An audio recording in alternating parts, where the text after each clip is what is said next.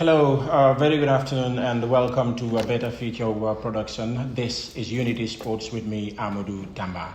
This is the first episode on this program.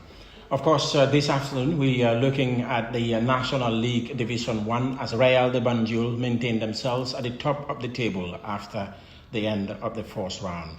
Brikama United moved to within a point of league leaders Real de Banjul after an emphatic 2-0 win over champions Fortune. There were wins for Marimo and the game between Walidan and GPA, arguably one of the biggest game of the weekend, failed to produce a goal, neither a winner. The Gambia will know its fate for the journey to Ivory Coast 2023 as the draw will be held this evening as the continent awaits the group phase of the qualifiers. The Gambia Football Coaches Association have shortlisted 5 nominees for the Coach of the Month award. We will tell you the nominees and what their clubs have done in the course of their nomination. We will also look at international stories as Liverpool and Manchester United will go face-to-face in the Premier League today. Liverpool will want to win and, of course, put themselves at the top of the table before Manchester City take to the field. We will at least find time to reflect on the weekend results as Cadiz stunned Barcelona at the Nou Camp. Barcelona losing for the second time in 4 days. Real Madrid winning and moving 15 points clear. Paris Saint-Germain also moved 15 points clear in the French Ligue 1. So those headlines and a lot more to come your way in the next 1 hour. My name is Amadou Tamba. It's a pleasure to have you on this program again. Thank you for tuning in. Once again, the program is brought to you courtesy of Better Future Production. Sponsors are invited, and if you want to partner this program, you can absolutely come on board to give a backing to this program. As we come your way in our last edition, this afternoon I also get a seasoned coach, and he's the Secretary General of the Gambia Football Coaches Association, a coach in the country's top division, and has absolutely contributed immensely and continues to contribute immensely in Gambian football. Ahmad Cham is, of course, my guest this afternoon. A very good afternoon, Ahmad, and welcome back to Unity Sports. Thank you very much, and I'm very happy to be back and to talk about Gambian sports, especially Gambian football, looking at the National League, looking at the Coaches of the Month, the AFCON draw, and all the issues that will come up during the discussion. Thank you very much. We, of course, have to reflect back on the National League Division 1 matches. We begin with the game between Falcons and Real de Banjul. It was a difficult game. Both teams play attacking football. Both teams have goals in them.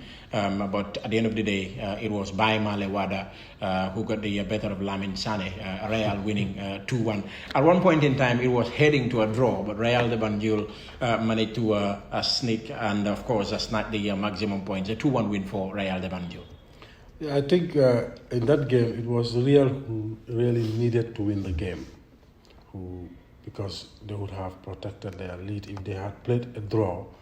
And what happened the next day between Fortune and Brikama United, we'll see that Real will not be on top of the table by the end of the first round, because at least they would have lost 2 points. And they did what they were supposed to do to get the 3 points. They made the substitutions which were very attacking. And in the sense, when they made the substitutions which were very attacking, they were in a position to score the needed goal. For me, the best player in the team, Ibrahima Molamin Demba, who I think since last season have been doing extremely well, especially when the likes of Kajali and others were away with the under-20s. And still now he's doing his very well. He's carrying the team for me, taking them to the higher heights. And he did great. And if you look at that goal, you look at the pass from Babukar Jallo, who came as a substitution, you'll see he gave a wonderful pass. And Molamin just had to run into the box and face the goalkeeper 1v1 and had to do the finish, which was great. And you'll see how Real de Banjul's bench was jubilating. They were deeply elated. They really wanted to make amends of the loss they did the upper week against Biko. And this happened. They were in a position to win in the same score like they lost to Biko, scoring 2 goals and conceding one. Falcons, can we say they punch over their weight? Because at one point in time they were topping the league, and of course the team was playing absolutely free-flowing football, no fear for anyone, because they stunned the Army 5-3 along the line. Were they absolutely being a little bit complacent, saying, look, we managed to win games and we find ourselves in the top half of the table, so we can now go on and play open football and try to win games, not knowing that this is their first season in the top flight?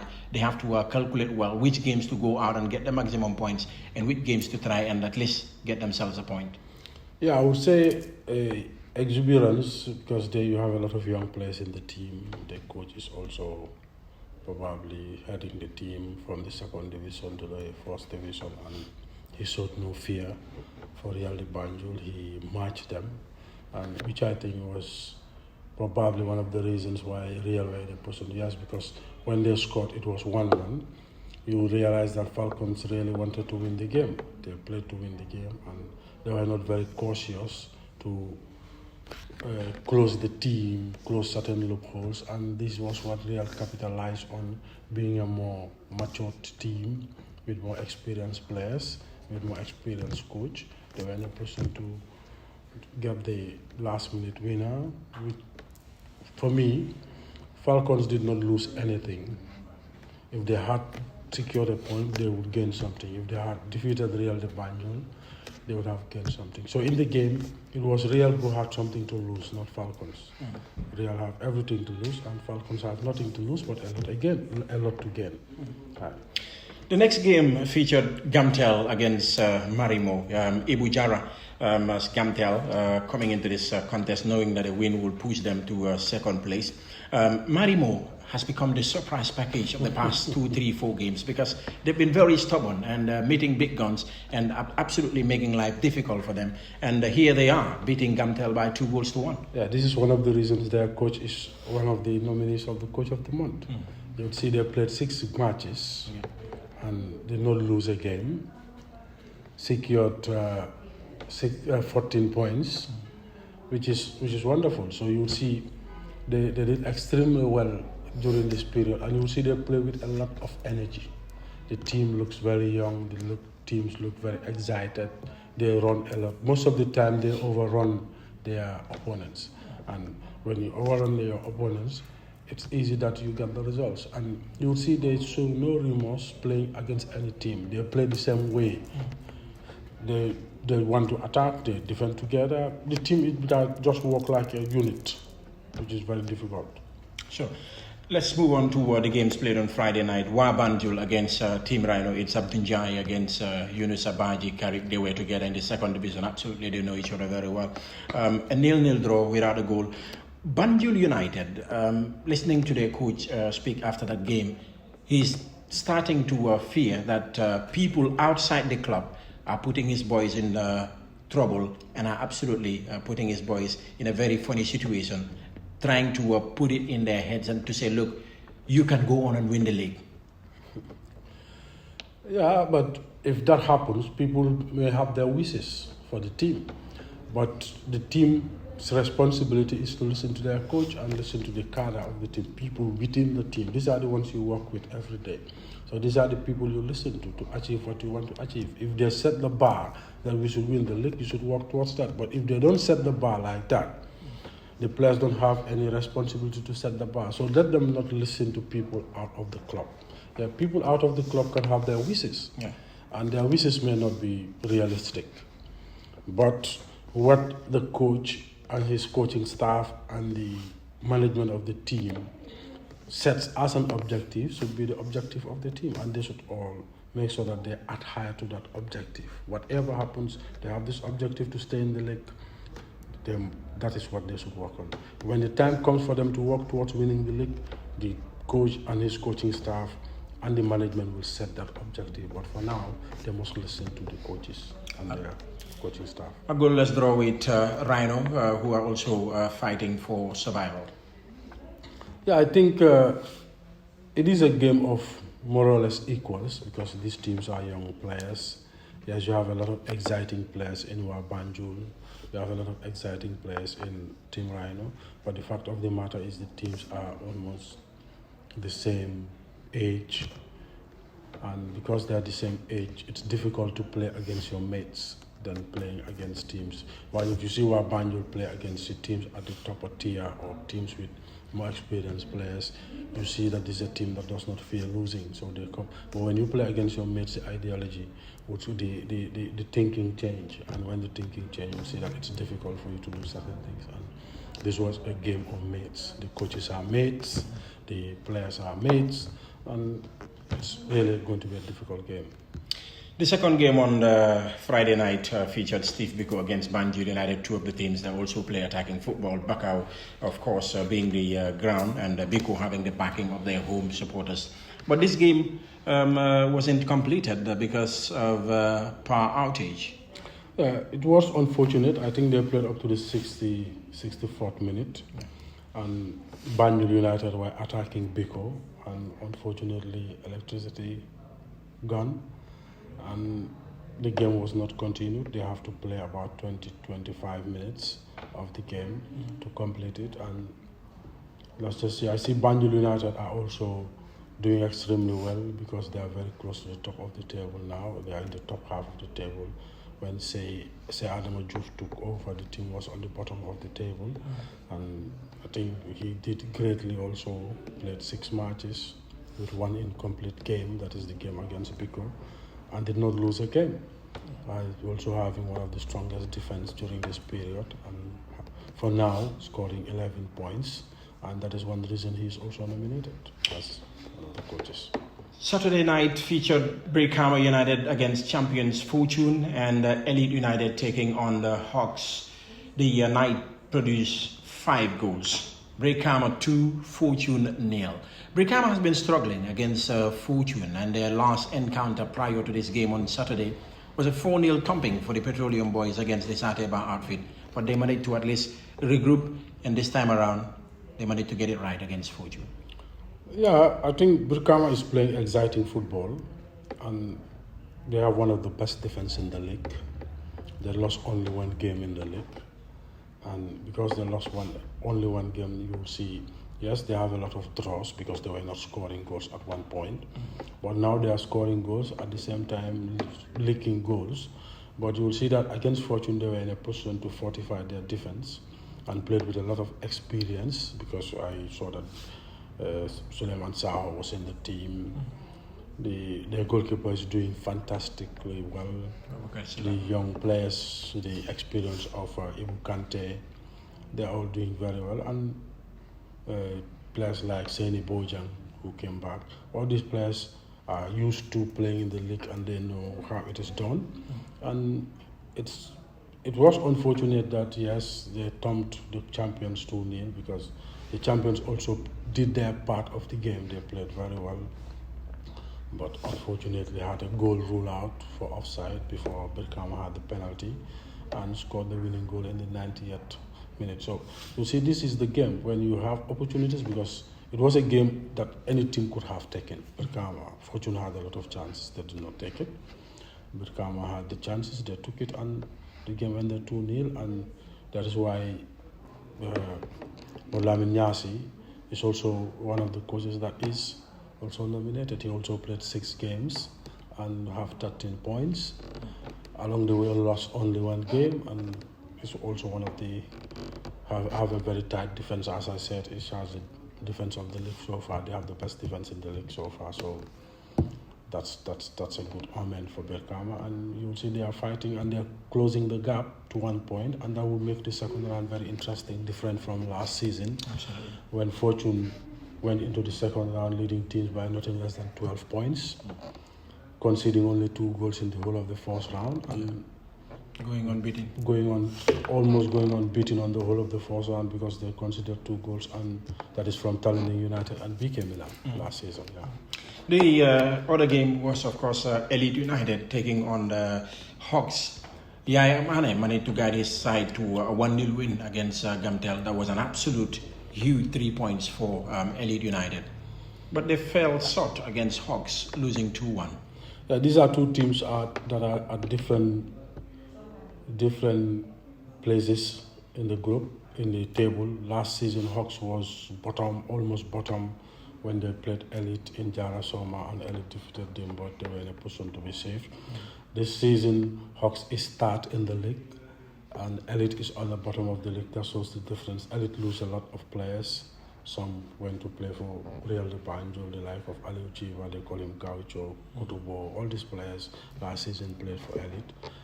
They also lost their star player in Lamarana to the Portuguese team of Sporting.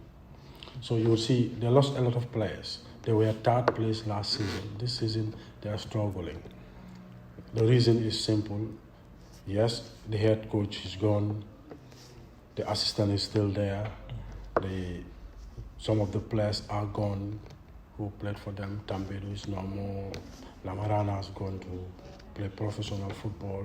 Aliou Jiwa, who was one of the star players, has gone to Real de Banjul. Yeah, they lost a lot of players, and because of that, you will see that the quality of the team has gone down, and probably in the second round, they'll try to raise the quality of the team to another level. The last night of action was yesterday, Monday. The night failed to produce a goal as the Gambia Armed Forces and Samga played out a barren draw, 0-0. And Walidan and GPA, a very big game, also failing to produce a goal as it ended 0-0. Yeah, I think the first game was a game that both teams were a little bit cautious. Birkama had the opportunities, Armed Forces had the opportunities to score to number 11, I think it was Kabiro, who had a lot of chances, who had one-on-one with the goalie and did not take the opportunity. And Samga also had opportunities of scoring goals, but they did not. So that tells us that their striking force were not relaxed on the day. They did not take the opportunity that were presented to them. And because they did not take the opportunity, that is why they are where they are. Yes, Samga is very close, is now a little bit away from the relegation zone because they have 17 points. Armed Forces had 11 points, now they are 12, but they are still in the relegation zone. So all of them in the second round have to step up and move to punch above the bar and move to the next level, that is to avoid the drop. Let's now look into the table standings because Real de Banjul are now leading with 29 points, Brikama United second with 28, so just a point separating the two sides. Hawks maintain themselves third in the table standings with 26 points, 2 behind Brikama United. Gamtel are sitting fourth with 22 points. Walidan are with 23 points. Wabanjul are with 21. Falcons are with 20. Steve Biko currently with 19, but the game against Banjul United They have 2 games in hand. Yes, they have 2 games in hand. The game against Banjul United is also not done. So Biko might end up being in the top 4 or the top 5, depending on their games. Banjul United are with 20 points at the moment. Their game against Biko is still at 0-0, but needs to be completed. Fortune are with 18 points, 10th on the table standings. Marimo are with 20. So Marimo is moving up to 7th in the table standings, depending on the results between Biko and Banjul United and Biko's other game in hand as well. GPA are with 17 points at the moment because they drew against Walidan, 0-0 in their last encounter. Samga are with 17 points. Team Rhino are with 13 points. Gambia Armed Forces with 12 points. And Elite United are with 10 points at the foot of the table. Interesting second round. The last 3, 4, 5 seasons, any team that finishes top of the league standings by the end of the fourth round go on to win the league. But records are meant to be broken. Yeah, it might be different this year. You will see the gap is not that big. Yes, it's just just one point. Yeah. And these teams are going to play. Oh, yes. They are going to play, they will have head-to-head, and it depends on the results they pick along before they play each other. Yes, Real have not won the league since 2014. Birkama won the league during this period, I think, twice, and the FA Cup because Malami. So you'll see what will happen is, yes, Real will want to win the league. Whatever happens, they will want to win the league, and I think they will go the extra mile to make sure that they win the league. But it is also a club that would want to export players out of this country. And you would see that affected the team in the first round when Kajali left, Tambedu left, Raul left. They left about 4 players at the same time. The goalkeeper Ibrahim also left, and they have to look for players to replace this player. So it's going to be interesting. But at the same time, I think Brikama will give them a run for their money. Hawks will also make sure that they finish on the top half. If they can win the league, they will go in for it. So these are things that will happen in the second round, and all teams are going to strengthen. All teams are going to strengthen in the second round. You see, Walidan has started acquiring players. Brikama had their player back, Elboy, and they also have this Kebe chap from Ghana, and we saw Busquets signing for, that is Adama Jaju signing for Walidan. We saw Gary Juve signing for Walidan, and I think this is something that is going to continue. Yes, let's look at those signings, because it's important to strengthen and, of course, beef up your team ahead of the second round. The addition of Gary Juve and Adama Jaju alias Busquets, who played for Gamtel and played for the Gambia under 20. What does this addition mean to Walidan as a club? Yeah, it is going to bring experience, because Adama is a Gambian international. He played in the national team, he played under 20, he played under 23, and he was playing in Slovenia. Serbia had the opportunity to move to Ukraine, but because of this because of the war in Ukraine, he cannot go to Ukraine. He decided to come home, and he's a player I talked to.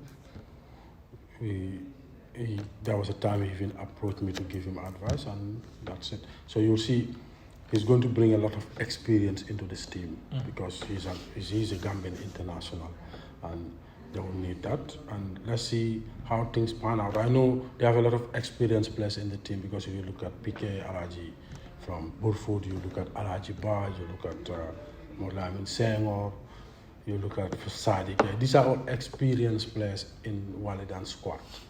And I think the experience Adama would add more to the team, because he has played international football and he's a professional. Gaira has been playing in Israel. My only fear is he's coming back from injury. He has not played for a long period. He's coming back from injury. Probably he'll want to use this platform to get back his level of fitness and be in a position to play. But if he clicks, because he's very powerful, he has a lot of pace, and he can score goals. He works very hard as a striker. So I think that is going to add experience and bring firepower in the team. Brikama United, Ibrahim Abaji was in Macedonia, returned back to the club. Babukar Kebe alias Anderson was with Accra Lions in Ghana, has also signed for Brikama United. Joining the likes of Ibu Kante, Ibrahim Sori Bangura, Lamarana Jallo, Lamin Balajo, Suleiman Sahobik, and the list goes on. It's also another great addition for Modu Lamin. I don't know the Kebe chap. I don't think I have seen him play. He has played Nawetan here, does not play in the first division. I don't know him a lot, but I know of Elboy Lamin Ibrahim Abaji, who played for, who was here last season, who played in the team, and he's very effective. He can play going forward, and I think it is going to add a lot of numbers in the team that will take the team forward when they want to score goals, because most teams will want to offend when really there is the need for them to score goals, and he's that player who can carry the ball from one area to the other area, and he also can score goals, and I think that is going to add something else, and he have height. Yeah. If you look at Brikama's team, apart from Sori, the Guinean, all the other players almost have the same height, so he is going to bring a different thing into the team with his height. That's another threat. That's it. Brikama's two addition, Ibrahim Abaji and of course Babukar Kebe alias Anderson. Now let's move on because we've looked at the matches and also we've looked at the table standings ahead of the second round. It's a marathon, absolute marathon. 15 more games to play for before the Gambia will know its champion in the country's top division. Now, coaches of the month nominees: Baima Lewada for Real de Banjul, Mamadou Jallo for Marimo, Modou Lamine Niasse for Brikama United, Sheikh Adamo Diouf for Banjul United, and Aliou Diagne for Hawks. Baimale Wada played 6 games in the process, winning 3, losing 1 and drawing 2. He managed to score 8 and his side conceded 5 plus 3 with 11 points acquired in the process. Modula Nyasi guided Brikama United to 13 points in 6 games, winning 4, drawing 1 and losing 1, scoring 11 goals and conceding just 3, a goal difference of plus 8. The other contender is Momodu Diallo for Marimo. He is guiding a team to its best form of recent, because out of the 6 games, Momodu Diallo guided Marimo to 4 wins and drawing 2. They are yet to test defeat in their last 6 games, scoring 11 and conceding just 4, a goal difference of plus 7, amassing 14 points in the process. Another nominee is Seh Adama Juf, who have played 5 games in the process for Banjul United. Their game against Biko hasn't been completed yet. Winning 3, drawing 2, and he's also one of the coaches who is yet to lose out of those 5 games, scoring 6 and conceding just 2 with a goal difference of plus 4, collecting 11 points. Aliu Jan finally is with 12 points after 6 games, winning 4, drawing none, and losing 2. Aliu Jan's Hawks scored 10 and conceded 4, a goal difference of plus 6. So these are the nominees for the Coach of the Month award. First, let's look at the Coach of the Month. I would say thumbs up to the Coaches Association for initiating such an award and recognizing their coaches who are absolutely doing very well within the league, because in most of the cases we only recognize players, and even players are not recognized that much because there is no awards night for players, unless when the players came on board last year to organize an awards night for its players. But generally there is no award to recognize players at the end of the season. But the coaches have come up with this to recognize their members whilst the season is in progress. Yeah, thank you very much. I think the Coaches Association would not have been in a position to do it without the Gambia Football Federation. These are our partners, and you will see that it's a collaboration. The Football Federation puts in something, the Coaches Association puts in something, and there is the need for people for it to know that the league is not the league for the Coaches Association. It belongs to the Gambia Football Federation, and if they do not give us permission to do it, we would find it very difficult to do it at their platform. So, which is very good, and we are doing it in collaboration. And every coach who wins this, your certificate is signed by the president of the Coaches Association and the president of the Gambia Football Federation, and you have to get this. Yes, another thing that people need to know is that if you are not a registered member of the Gambia Football Coaches Association, you can be nominated for your work, but you cannot win. That's important. Let's put more light on that. Yes, you can be nominated. Yes, because you did the good job with your team. But because you are not a member of the association, you cannot win the prize. You must be a member to win it. If you are not a member, you cannot win it. Yes, you can perform in the league. That is just to show. Yes, we don't own the league. You can play in the league. You can perform very well. Yes, we'll recognize you for performing, and that is why we are nominating you.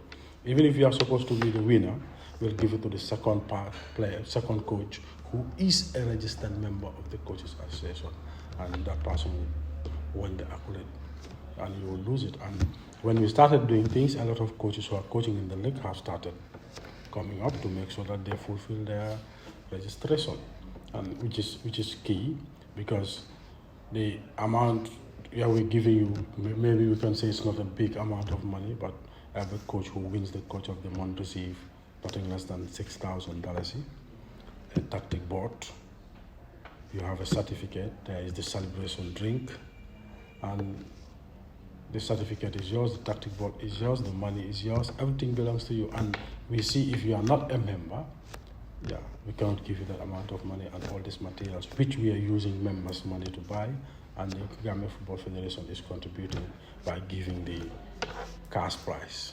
Absolutely, I have to commend you for that because if you want to be awarded, I see no reason why. As a coach, you will not be a member of the Gambia Football Coaches Associations. I think it's absolutely high time for coaches to come on board and register because, as he said, the money used to buy those stuff is from the members. So if you're not a member, it will be very, very difficult for them to award you. And if the Coaches Association happens to award coaches who are not members, it will be difficult for you to have coaches come on board to register. Yeah. So it is key. Yeah, and it's not only even that. The other member of the criteria is that as a coach, you should not be sent off. If you are suspended or sent off, you cannot win. You have to be a member. Yes, you are a member, you're qualified. But if you are supposed to win, and unfortunately for you, you have issues, you are sent off or you are suspended, you cannot win the prize. Underlining discipline there. Yeah, you cannot win the prize. Again, if you win games through appeal or protest, we don't count that. We only look at the initial results. If the results is a 1-1 draw and you go into your house and draw right at a protest against whoever and you are given the points, we don't count those points. We only look at what happened in the game. And these are things that we have been doing, and we work hard to make sure that we do this every now and then. Every month we make sure that the nominees are out, then people will know. People even know he's going to win, even before the Coaches Association announced the win. Sure. Now let's look at the nominees. Bai Male Wada, Momodou Jallow, Modou Lamine Nyasi, Seh Adamo Diouf, Aliou Jagne. It's tight between the six. Bai Male Wada, this is his third nomination. Since the inception, so I think this is our third award. We are coming to the third award, and this is the third time he's nominated, and I think that is to show that he's also doing a great job with Real de Banjul. And this other one, Modou Lamine Nyasi, was the last winner. He won the last Coach of the Month. And again, he's back in the nominees. The only three that are coming in new are Aliou Jagne. And Aliou Jagne is coming because Hawks have been doing extremely well. Yeah. It's a long time they did not lose. The last time they lost was against Brikama. And Sir Adama Diouf, since he also took over, he's doing extremely well with Banjul United. And Momodou Jallow, for me, he's doing very, very well. His team have a lot of energy. They work very hard. And I think all of them deserve to be nominated. And that is one reason why they are nominated now. We see who's going to win, because for me now, it depends on what is the results between Banjul United and Steve Biko. If Banjul United wins, you will see that Sir Adama Diouf and Momodou Jallow will tie on points. 14-14. All the others have played 6 matches, and it's going to be difficult for any of those ones to win. So it depends now between Momodou Jallow and Sir Adama Diouf. There you go. One of them will, of course, win the Coach of the Month. Once again, Bai Male Wada, Momodou Jallow. Bai Male Wada is, of course, Real de Banjul. Momodou Jallow for Marimo. Modou Lamine Nyasi for Brikama United. Seh Adamo Diouf for Banjul United. And Aliou Jagne for Hawks. Those are the nominees. And, of course, one of them will win the Coach of the Month award. Let's now make some progress as the Gambia will know their fate in teams that they will face for a place in Ivory Coast 2023. The Scorpions of the Gambia will go into the draw tonight for the qualifiers proper for Ivory Coast 2023 Nations Cup. 48 teams, 24 places, one of which is out already as Ivory Coast grabs one as the host nation. Now, 23 places up for grabs, in which the Gambia will be fighting for one of those 23 places. The draw is set for tonight at 17:30 GMT, and Gambians will be watching keenly and listening attentively to know where we will be a group. Let's look at the pots. In pot 1, we have Senegal as African champions, the number 1 ranked team in Africa. In pot 1 as well, we have Morocco, we have Nigeria, we have Egypt, we have Tunisia, we have Cameroon, we also have Algeria, we also have Mali, Ivory Coast, or Cote d'Ivoire if you wish, Burkina Faso, Ghana, and the Democratic Republic of Congo. Those are the teams in Pot 1. So the Gambia will definitely face one of those countries. In Pot 2, we have South Africa, we have Cape Verde, we have Guinea, that is Guinea-Conakry, we have Gabon, we have been in Gabon, in the same group with Gabon in the last qualifiers. We have Benin, we have Uganda, we also have Zambia, we have Congo, we have Equatorial Guinea, we have Madagascar, we have Kenya, and we have Sierra Leone in Pot 2. So the Gambia will face one of those teams as well.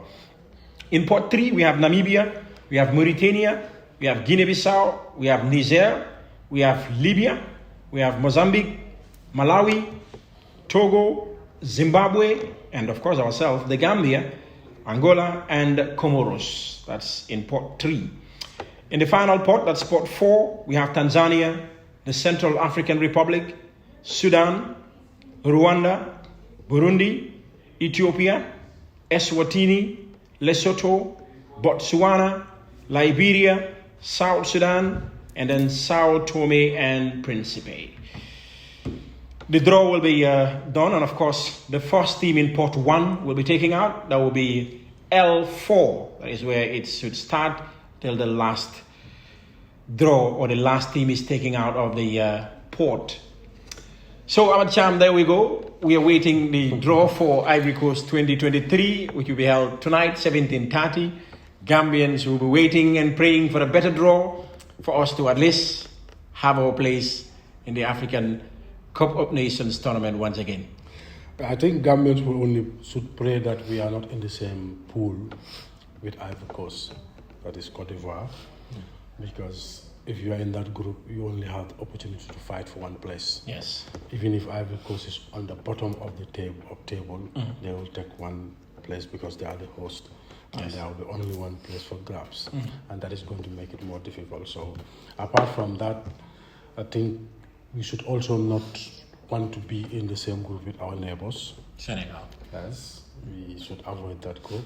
And some Gambians will say, "Come on, give us Senegal. Let's test Senegal and see." Yeah, but the fact of the matter is this: the fact of the matter is the level. The truth is the level is not the same. Absolutely. Let's look at where our players are playing and where their players are playing. Yeah.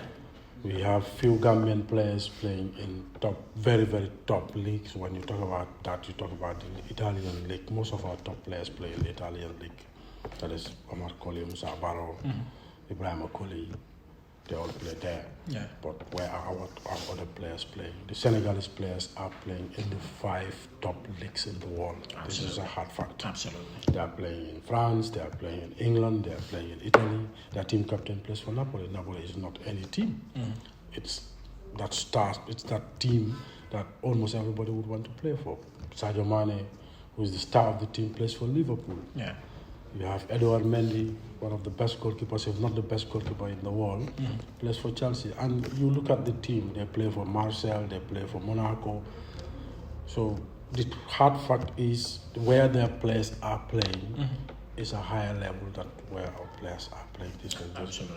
Yes, we might have a strategy because our coach has his own strategy of playing to frustrate players, to frustrate teams, and at the end of the day just hit them on the counter and score one goal, and that's the end of it. Yes. What Gambia should work towards is to make sure that we are in Ivory Coast 2023. We should not look at it, it should not be seen as a fluke going to Cameroon 2021, which was played in 2022. It should not be seen as a fluke. We should be in a position to repeat that performance and get into the next AFCON. We have to be consistent. Any group we should be in a position to be into the next AFCON. If we can avoid Ivory Coast, which I believe, if it is not even a tough group, you will only fight for one position. Yes. And that is what is going to make the job very hard. So that's it. Let's look at the group where the pot where we have heavyweights. Of course, we will face one of them. Senegal, Morocco, Nigeria, Egypt, Tunisia, Cameroon, Algeria, Mali, Cote d'Ivoire, Burkina Faso, Ghana, and the Democratic Republic of Congo. Yeah, Mali, we played them in the last time, and yes. They are our West African neighbors, and I think with the strategy we played with them the last time, it helped the team. Yes, they also have top-class professional players. Yes, we have professional players, but as I said, the level is not the same. These are things that we all see. Yes, we have very good players, but where are we playing? These are things that we also have to look at. And we need players who are playing week in, week out. Players who play week in, week out, for the Gambia to be in a position to do what we did in Cameroon, what we did to Gabon, what we did to all these teams who were in our group and came top of the group to win, to go to Cameroon 2021. The draw is at 5:30, and of course, fingers crossed. We will, of course, monitor the draw procedures to be held at the studios of Super Sports in Johannesburg at 17:30 GMT today. When we return next week, we will, of course, look at the groupings, and we will analyze our chances ahead of the qualifiers that starts in June. And as things stands, Gambia is to play its home games away unless our independent stadium meets the criteria. That is, of course, a concern for every Gambian. But as I spoke to the stadium manager the last time, he says the Ministry of Works have put up an estimate of 100 million in trying to renovate the independent stadium. It is now down to Cabinet to ensure that it is proof. The funds comes and work starts. From now against June, we don't have much time, but let's hope and pray that we get the best out of it and, of course, play at home. If not, we have to exploit the means of playing outside the Gambia. All right, finally, let's look at some international stories. Before we look back at the weekend results, because Barcelona were beaten last night in the Spanish La Liga. In the French Ligue 1, Paris Saint-Germain managed to get the better of Marseille and moving 15 points clear. Real Madrid also won over the weekend thanks to Karim Benzema. He's an absolute great player for Real. I wonder when Benzema leaves, what will be the scenario with Real Madrid. But again, let's begin with tonight's clash. It's a derby between Liverpool and Manchester United. United looking forward to making it into the top four to earn a place in the Champions League, and Liverpool will be looking forward to, of course, taking the title off the hands of Manchester City.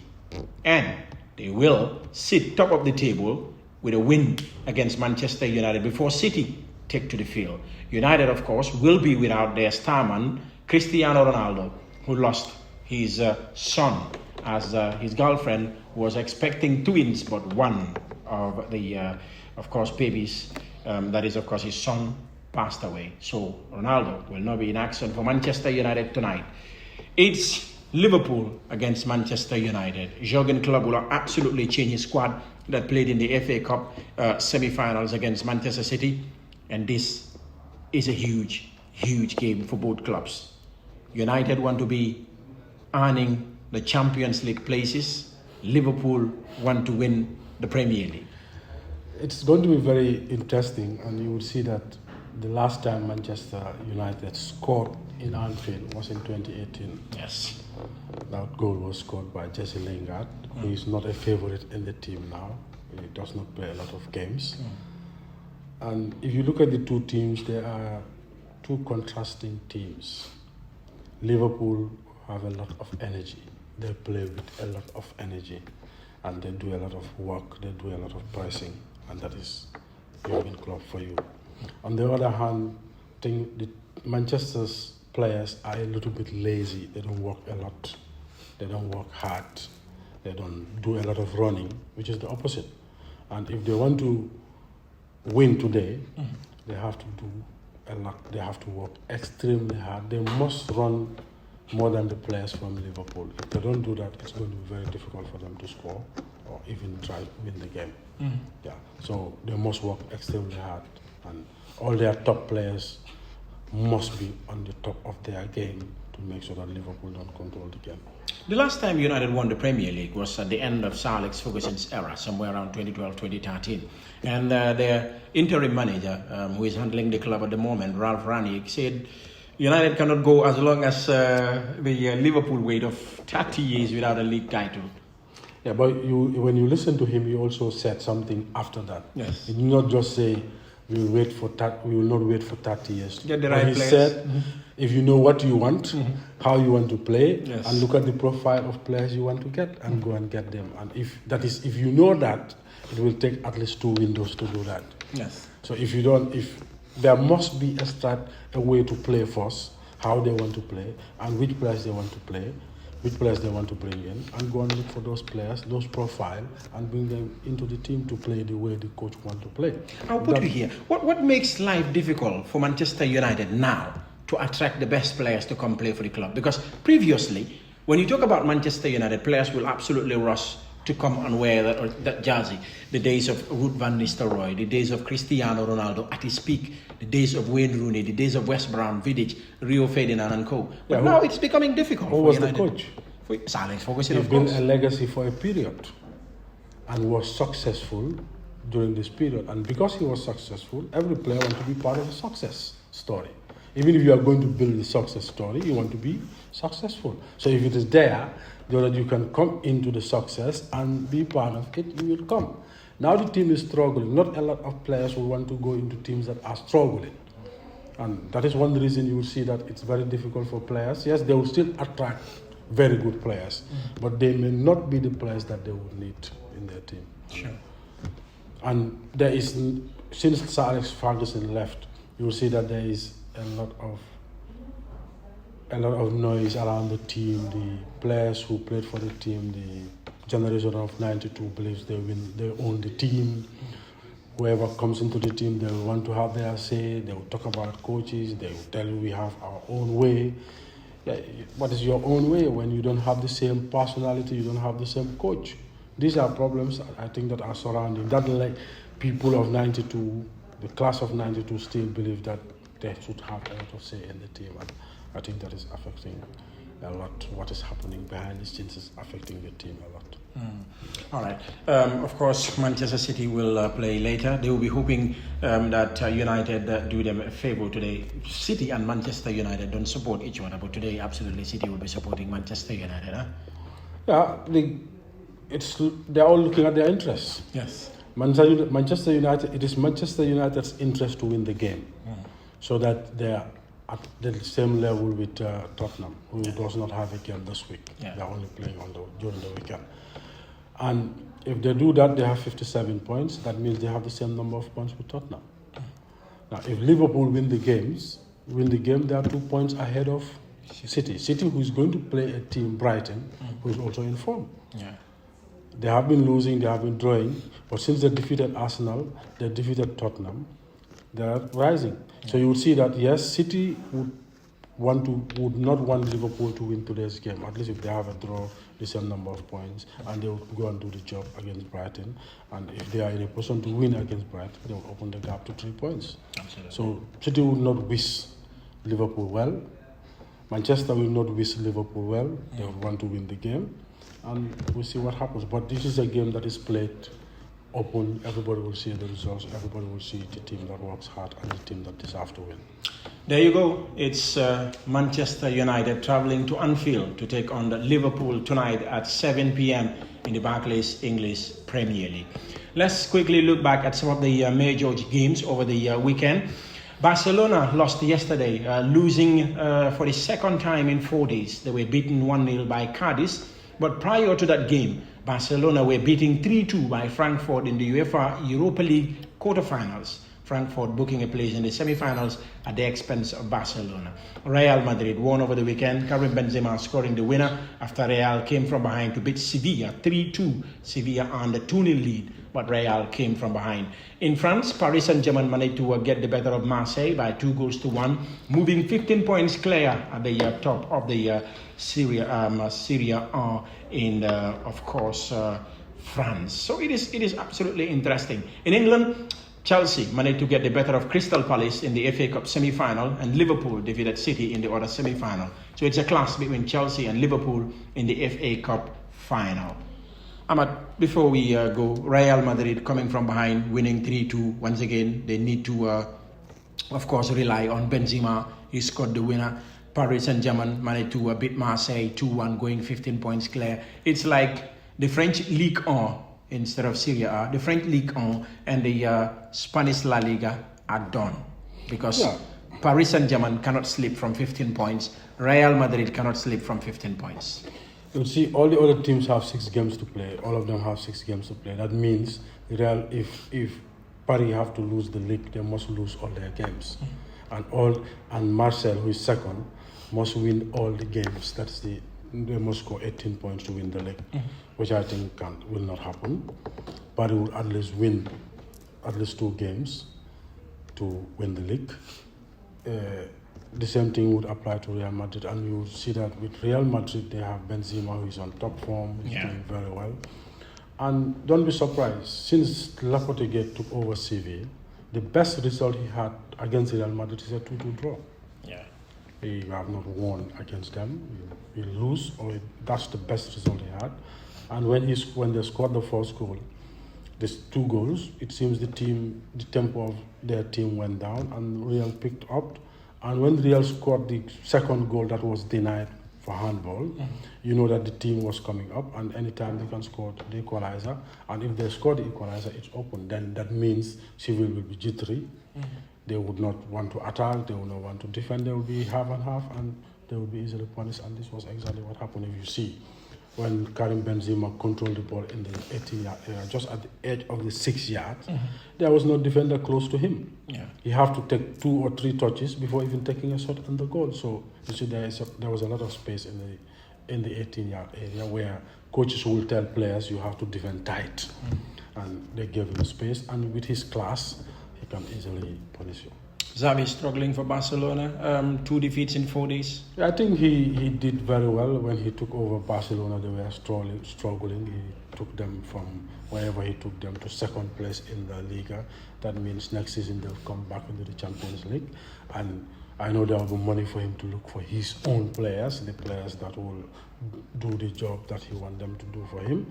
And I think there is light at the end of the tunnel for Barcelona. Finally, Chelsea-Liverpool final, FA Cup. That's a repeat of the Carabao Cup finals, which I think Chelsea were up. Yeah, I think Chelsea were up. That goal that was scored by Lukaku, for me, that was not offside.